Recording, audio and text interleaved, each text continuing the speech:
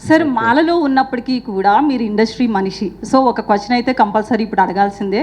ఇది అయిపోయాక ఒకటే సినిమా అయితే ఇండస్ట్రీలో ఇప్పుడు నాగార్జున కూడా కేసు వేయడం లక్ష్మి గారు సినిమా అయిపోయాక నేను మాట్లాడతాను, వాళ్ళందరినీ దించేసి మాట్లాడతాను. బలగం అవుతుందా సినిమా అంటే బలగం డిఫరెంట్. బలగం ఈజ్ ఎమోషనల్, ఒక తెలంగాణ బ్యాక్డ్రాప్లో జరిగిన కథ. ఇది త్రోట్ ఒక పాయింట్ టచ్ చేస్తూ నవ్వులతో ఈ సినిమా బిగినింగ్ నుంచి లాస్ట్ రోలింగ్ టైటిల్స్ వరకు నవ్వుతూ ఉంటారు. ఎంటర్టైన్మెంట్ బేస్లో ఈ కథ అనుకున్నప్పుడే డైరెక్టర్ని అడగడం జరిగింది, ఎంత హ్యూమర్ చేస్తావు, ఎందుకంటే ఇది ఎడ్జ్ పాయింట్. సో ఆడియన్స్ ఎక్కడ అవసరమా అన్నట్టు డిస్కనెక్ట్ అవుతారు. We need is a full entertainment. ఈ సినిమా ఇప్పుడు మీరు ఇందాక చూసిన వాళ్ళందరూ స్టేట్మెంట్లు కూడా అర్థమై ఉంటుంది కదా. సో అందరూ ఎంజాయ్ చేస్తూ సినిమా చూసామని, అది రేపు థియేటర్లో ఇంకెక్కువ ఉంటుంది. It's entertainment base, non stop entertainment బేస్గా ఉంటుంది.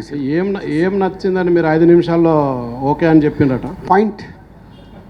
ఆ సినిమా డైరెక్టర్ చెప్దాం అనుకున్న థాట్ అయితే పాయింట్ నచ్చింది అంటున్నారు కదా సార్. ఇందాక మామూలుగా ట్రైలర్ చూస్తే దిల్ రాజు గారి మూవీస్కి లైన్ కొంచెం దాటుతున్నట్లు అనిపించింది కామెడీ పరంగా.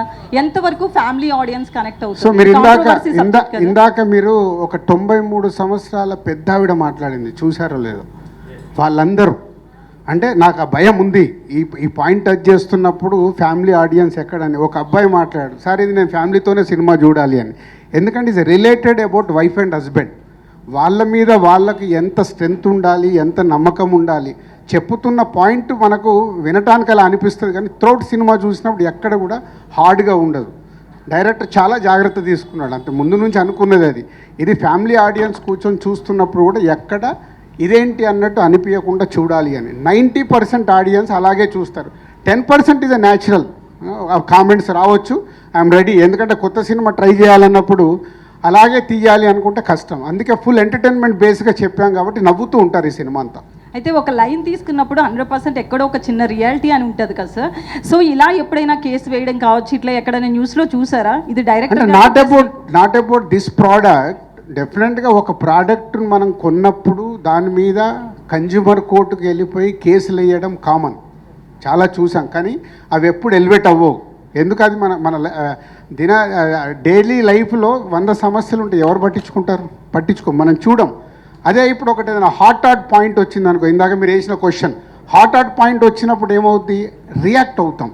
అది వేరు ఇది వేరు. కాబట్టి దీన్ని హ్యూమరస్గా చెప్పడానికి ట్రై చేయడం కాదు, సక్సెస్ అయ్యాం. రేపు థియేటర్లో అదే రెస్పాన్స్ వస్తుంది, ఇది 100%. సుహాస్ గారు సార్, ఇది సుహాస్ సార్, అంటే ఇప్పటి వరకు సినిమాలన్నీ మీ ఫ్రెండ్ సర్కిల్లోనూ కొత్త బ్యానర్స్లోనే చేసావు. ఇప్పుడు దిల్లాస్ ప్రొడక్షన్లో చేసిన ఎక్స్పీరియన్స్ ఏంటంటే ఒక్కసారిగా ఓవర్సీస్ డిస్ట్రిబ్యూషన్ తీసుకున్నావు, భవిష్యత్తులో నిర్మాతగా కూడా మారే అవకాశం ఉందా?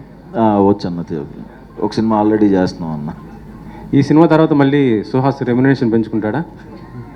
పెంచిన దాంట్లో ఆయన కూడా కొంచెం పంపిస్తాము. కాదు ఎందుకంటే ప్రతి ఒక్కరు ఎదగాల్సిందే కదా. నువ్వు ఎక్కడ స్టార్ట్ అయ్యావు? ఎదుగుతూ ఇక్కడికి వచ్చావు కదా. ఎవరైనా లైఫ్లో అక్కడే ఆగిపోరు కదా, ఎదగాల్సిందే. గ్రోత్ ఎందుకు పెంచాడు?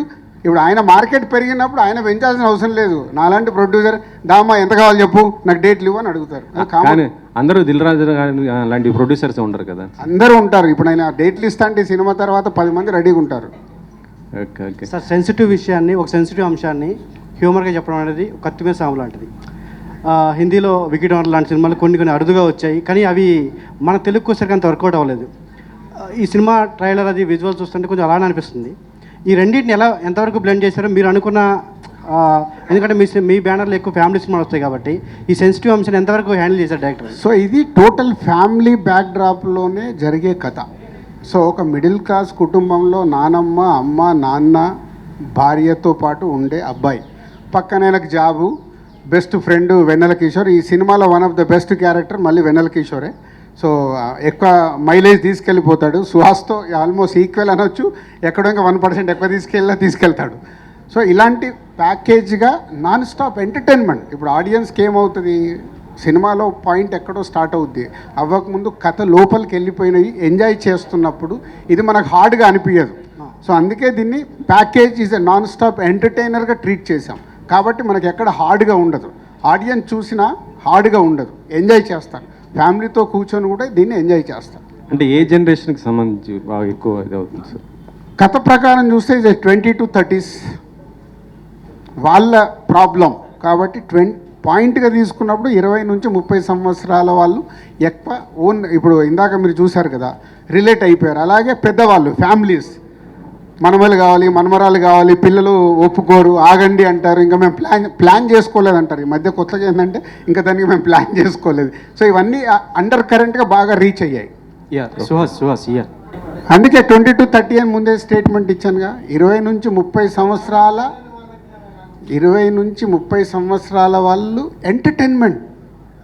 నేను మీకు అండర్లైన్ చేస్తుంది అదే. ఎందుకు చూడాలి ఈ సినిమా అంటే నవ్వుకోవటానికి, ముందు నవ్వుకుంటూ ఓహో ఇది మనది కదా, ఈ పాయింట్ భలే టచ్ చేశారని, నేను పెళ్ళి వద్దనుకుంటున్నా, కరెక్ట్ చెప్పాడు రా, నేను పిల్లలు వద్దనుకుంటున్నా, కరెక్ట్ చెప్పారని రిలేట్ అవుతారు. మీరు ఒక అమ్మాయి షో చూసిన తర్వాత షీజ్ లాట్ ఆఫ్ ఎమోషన్, చాలా ఎమోషన్ అయిపోయింది.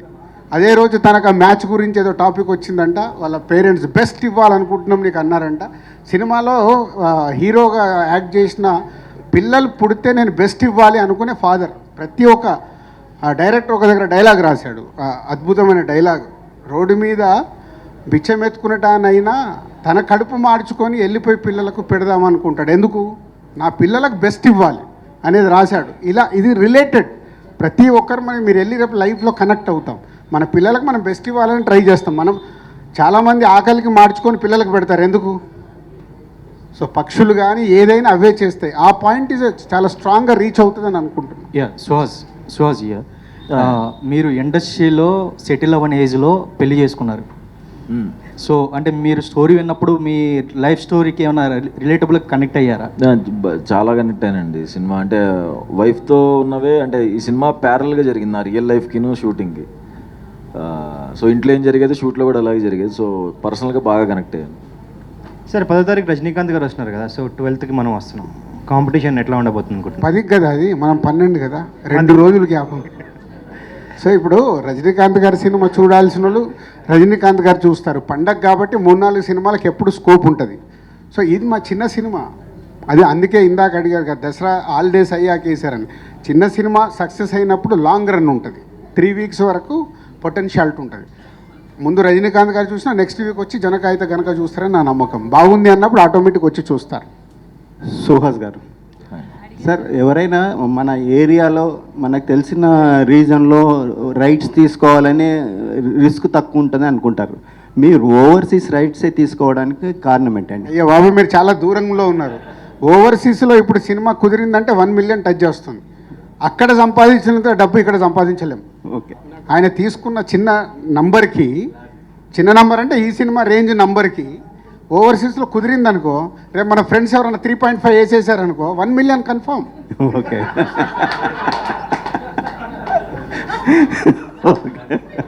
ఓకే. సందీప్ గారు,